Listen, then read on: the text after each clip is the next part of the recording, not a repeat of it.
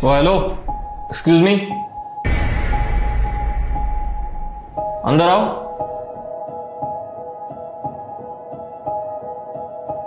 कौन है आप और मेरे कैबिन में कैसे झांक रही हो? कोई तमीज नहीं है क्या आपको?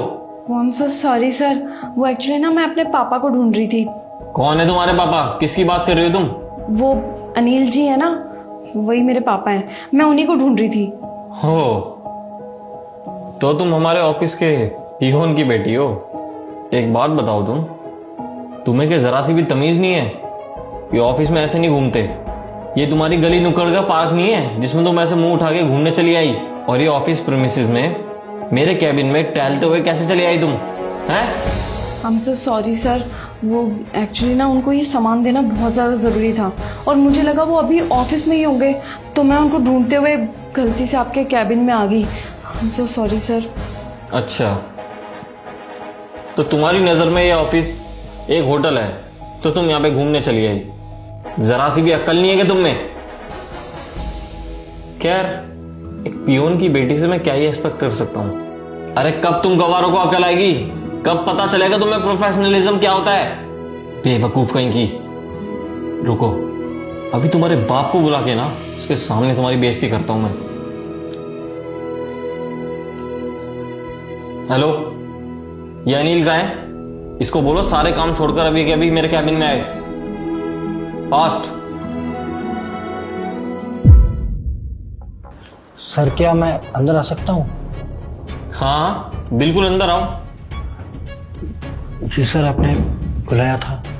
अरे अनिल, एक बात बताओ, तुमने अपनी बेटी को जरा से भी मैनर्स नहीं सिखाए क्या? या अपनी तरह ही गवार बनाने का सोचा है इसको भी? अरे तुम तो पढ़े लिखे हो नहीं, कम से कम इसको तो पढ़ा लिखा लेते ताकि इसमें इतनी तो अकल आ जाती कि ऑफिस प्रीमिसेस में ऐसे घुमा नहीं जाता है। अरे खुद ही सोचो ना, कल को इसको कोई घूमता हुआ देख ले और हमारे ऑफिस में चोरी हो जाए तो सब तो इसी को चोर समझेंगे ना। सबसे पहला शक तुम्हारी बेटी पे ही जाएगा। ठीक है सर, अब जो हो गया सो हो गया।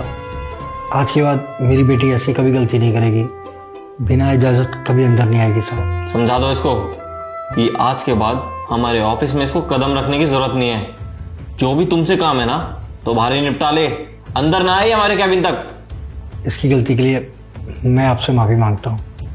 ठीक है, निकलो। वो पापा, मैं आपके लिए ना ये मिठाई लेके आई थी, ये आप ले लो। साहब, ये मिठाई मैं आपको भी खिलाना चाहता हूँ। किस खुशी में? वो क्या है ना साहब कि आज सुबह ही मेरी बेटी ने खबर दी कि उसने यूपीएससी क्लियर कर ली है और साहब ये जल्दी आईएएस बनने वाली है, तो मैंने सोचा कि आपको मिठाई खिलाऊं, इसीलिए मैंने मिठाई लेकर यहाँ बुलाया था। व्हाट? यूपीएससी क्लियर कर लिया आपकी बेटी ने? तो क्या है ना साहब कि मेरी बेटी दिन रात मेहनत करती थी। अब आपको तो पता है मैं गरीब हूँ, मेरे पास इतने पैसे नहीं है, इसलिए दिन रात एक कर दिया साहब यूपीएससी क्लियर करने के लिए। और साहब आज मेरी खुशी का ठिकाना नहीं है, मैं तो धन्य हो गया कि अंकिता मेरी बेटी है।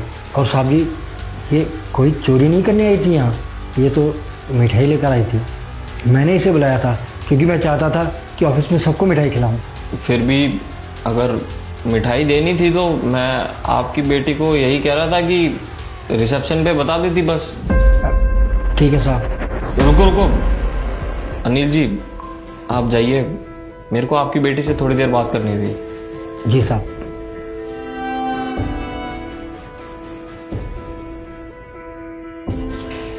देखिए, मैं आपसे सॉरी बोलना चाहता हूँ। एक्चुअली वो आपने मुझे एक नॉर्मल पियून की बेटी समझ के छोटा समझा, गरीब समझा और धड़ाधड़ मेरी बेइज्जती करते गए। आपको उस टाइम नहीं पता था ना कि मैं आईएएस बनने वाली हूँ। मुझे पता है सर, आप मुझे सॉरी नहीं बोल रहे हो, आप मेरे ओहदे को सॉरी बोल रहे हो, क्योंकि जब तक मैं गरीब लड़की थी ना आपकी नजरों में, तब तो आपने मेरे को बेइज्जत किया, मेरे को चोर बोला और ना जाने पता नहीं क्या क्या बोल दिया। इवन मेरे कपड़ों को लेकर के भी मुझे जज किया।